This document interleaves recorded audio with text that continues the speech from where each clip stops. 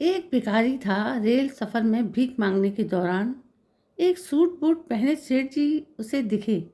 उसने सोचा कि यह व्यक्ति बहुत अमीर लगता है, इससे भीख मांगने पर यह मुझे ज़रूर अच्छे पैसे देगा। वह उस सेठ के पास भीख मांगने लगा। भिखारी को देखकर उस सेठ ने कहा, तुम हमेशा मांगते ही हो, क्या कभी किसी को कुछ देते भी हो? भिखारी बोला, साहब मैं तो भिखारी हूँ, हमेशा लोगों से मांगता ही रहता हूँ। मेरी इतनी औकात कहाँ कि किसी को कुछ दे सकूँ। सेठ जब किसी को कुछ दे नहीं सकते तो तुम्हें मांगने का भी कोई हक नहीं है। मैं एक व्यापारी हूँ और लेन देन में भी विश्वास करता हूँ। अगर तुम्हारे पास मुझे कुछ देने को हो तभी मैं तुम्हें बदले में कुछ दे सकता हूँ। तभी वह स्टेशन आ गया जहाँ पर उस सेठ को उतरना था। वह ट्रेन से उतरा और चला गया। इधर भिखारी सेठ की कही गई बातों के बारे में सोचने लगा। सेठ के द्वारा कही गई बात उस भिखारी के दिल में उतर गई। वो सोचने लगा कि शायद मुझे भीख में अधिक पैसा इसलिए नहीं मिलता क्योंकि मैं उसके बदले में किसी को कुछ दे नहीं पाता हूँ। लेकिन मैं तो भिखारी हूँ, किसी को कुछ देने लायक भी नहीं हूँ। लेकिन कब तक मैं लोगों के बिना कुछ दिए केवल मांगता ही रहूँगा? बहुत सोचने के बाद भिखारी ने निर्णय किया कि जो भी व्यक्ति उसे भीख देगा तो उसके बदले में वह भी उस व्यक्ति को कुछ जरूर देगा। लेकिन अब उसके दिमाग में यह प्रश्न चल रहा था कि वह खुद भिखारी है तो भीख के बदले में वह दूसरों को क्या दे सकता है। इस बात को सोचते हुए दिन भर गुजर गया, लेकिन उसे अपने प्रश्न का कोई उत्तर नहीं मिला। दूसरे दिन जब वह स्टेशन के पास बैठा हुआ था तभी उसकी नज़र कुछ फूलों पर पड़ी जो स्टेशन के आसपास के पौधों पर खिल रहे थे।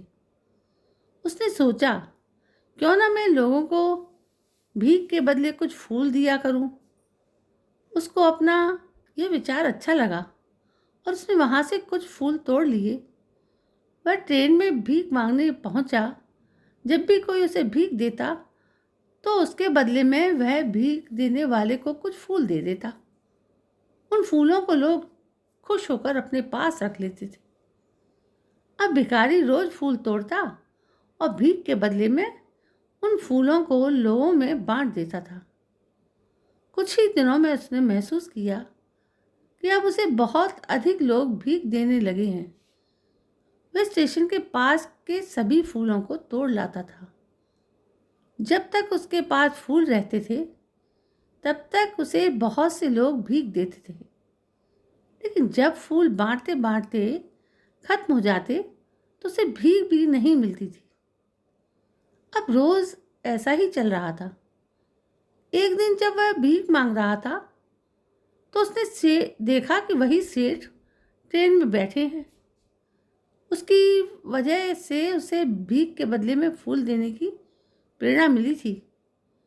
वह तुरंत उस व्यक्ति के पास पहुंच गया और भीख मांगते हुए बोला, आज मेरे पास आपको देने के लिए कुछ फूल हैं, आप मुझे भीख दीजिए, बदले में मैं आपको कुछ फूल दूंगा। सेठ ने उसे भीख के रूप में कुछ पैसे दिए और भिखारी ने कुछ फूल उसे दे दिए। उस सेठ को यह बात बहुत पसंद आई। सेठ, वाह क्या बात है, आज तुम भी मेरी तरह एक व्यापारी बन गए हो। इतना कहकर फूल लेकर वह सेठ स्टेशन पर उतर गया। लेकिन उस सेठ द्वारा कही गई बात एक बार फिर से उस भिखारी के दिल में उतर गई। वह बार बार सेठ के द्वारा कही गई बात के बारे में सोचने लगा और बहुत खुश होने लगा। उसकी आंखें अब चमकने लगीं। उसे लगने लगा कि अब उसके हाथ सफलता की एक चाबी लग गई है जिसके द्वारा वह अपने जीवन को बदल सकता है। वह तुरंत ट्रेन से नीचे उतरा और उत्साहित होकर बहुत तेज आवाज में ऊपर आसमान की ओर देखकर बोला, मैं भिखारी नहीं हूँ, मैं तो एक व्यापारी हूँ। मैं भी उस सेठ जैसा बन सकता हूँ, मैं भी अमीर बन सकता हूँ। लोगों ने उसे देखा तो सोचा कि शायद ये भिखारी पागल हो गया है। अगले दिन से वह भिखारी उस स्टेशन पर फिर कभी नहीं दिखाई दिया। 1 वर्ष बाद इसी स्टेशन पर दो व्यक्ति सूट बूट पहने हुए यात्रा कर रहे थे। दोनों ने एक दूसरे को देखा तो उनमें से एक ने दूसरे को हाथ जोड़कर प्रणाम किया और कहा, क्या आपने मुझे पहचाना? सेठ ने कहा, नहीं तो, शायद हम लोग पहली बार मिल रहे हैं। भिखारी कहने लगा, सेठ जी आप याद कीजिए, हम पहली बार नहीं बल्कि तीसरी बार मिल रहे हैं। सेठ कहते हैं, मुझे याद नहीं आ रहा, वैसे हम पहले 2 बार कब मिले थे? जब पहला व्यक्ति मुस्कुराया और बोला, हम पहले भी 2 बार इसी ट्रेन में मिले थे। मैं वही भिखारी हूँ जिसको आपने पहली मुलाकात में बताया कि मुझे जीवन में क्या करना चाहिए, और दूसरी मुलाकात में बताया कि मैं वास्तव में कौन हूँ। तो नतीजा यह निकला कि आज मैं फूलों का एक बहुत बड़ा व्यापारी हूँ और इसी व्यापार के काम से दूसरे शहर जा रहा हूँ। आपने मुझे पहली मुलाकात में प्रकृति का नियम बताया था, जिसके अनुसार हमें तभी कुछ मिलता है जब हम कुछ देते हैं। लेन देन का यह नियम वास्तव में काम करता है।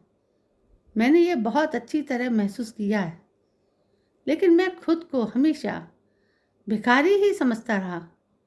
इससे ऊपर उठकर मैंने कभी सोचा ही नहीं था। और जब आपसे मेरी दूसरी मुलाकात हुई तब आपने मुझे बताया कि मैं एक व्यापारी बन चुका हूँ। अब मैं समझ चुका था कि मैं वास्तव में एक भिखारी नहीं बल्कि व्यापारी बन चुका हूँ। भिखारी ने स्वयं को जब तक भिखारी समझा वह भिखारी रहा। उसने स्वयं को व्यापारी मान लिया तो व्यापारी बन गया। भारतीय मनुष्यों ने संभवतः इसलिए स्वयं को जानने पर सबसे अधिक जोर दिया है और फिर कहा है, शिवो भूत्वा शिवम यजेता, यानी शिव बनकर शिव की पूजा करनी चाहिए। तो दोस्तों, कैसी लगी आपको ये कहानी? ये कहानी यदि आपको पसंद आई हो तो प्लीज़ मेरे इस चैनल को सब्सक्राइब करें, लाइक करें, शेयर करें। मैं कल फिर हाजिर होती हूँ आपके सामने एक नई कहानी को लेकर।